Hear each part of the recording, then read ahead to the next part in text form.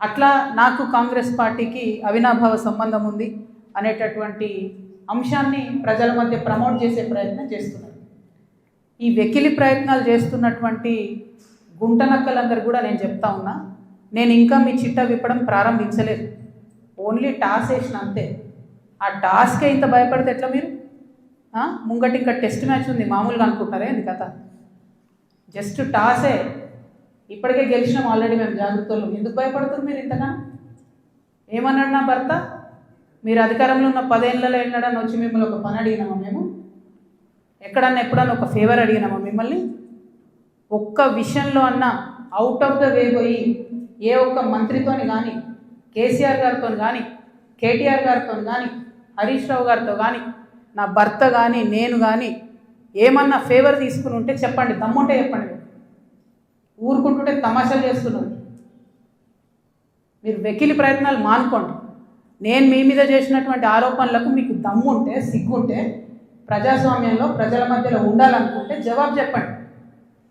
అంతేగాని నా మీద మొరిగేటటువంటి వాళ్ళందరినీ వదిలిపెట్టి ఏది పడుతుంది మాట్లాడితే నేను చూస్తూ ఊరుకుంటాను అనుకోవద్దు.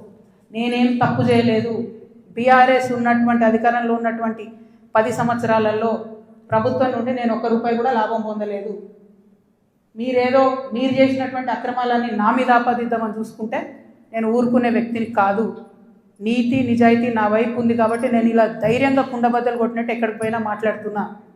నాకు ఎవరితో అండర్స్టాండింగ్ లేదు, ఎవరితో వ్యాపారం లేదు. నా భర్త ఎప్పుడైతే టీఆర్ఎస్ అధికారంలోకి వచ్చిందో నేను నా భర్త ఒకటే విషయం అనుకున్నాం. అమెరికా నుండి 2004లో మేము వస్తే నేను ఉద్యమంలో ఉన్నా, ఆయన వ్యాపారంలో ఉన్నాడు.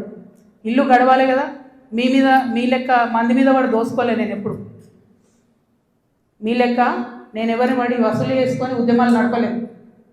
సమయం సందర్భం వచ్చినప్పుడు నా నగలు కుదబెట్టి బతుకమ్మ చేసిన నేను.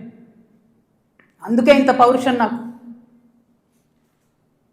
ఉద్యమంలో మీరు ఎవరెవరి దగ్గర దోసుకున్నారు, ఏ స్టూడియోల దగ్గర పోయి ధర్నాలు చేసి వాళ్ళతో కాంప్రమైజ్ అయిండు, అన్నీ తెలుసు సంగతులు. చెప్పలేదు, ఎందుకంటే సిగ్గుపోతుంది తెలంగాణ వాళ్ళదని. నవ్వేటోళ్ళ ముందట జారిపడొద్దు అన్నారు కాబట్టి చెప్పలేదు.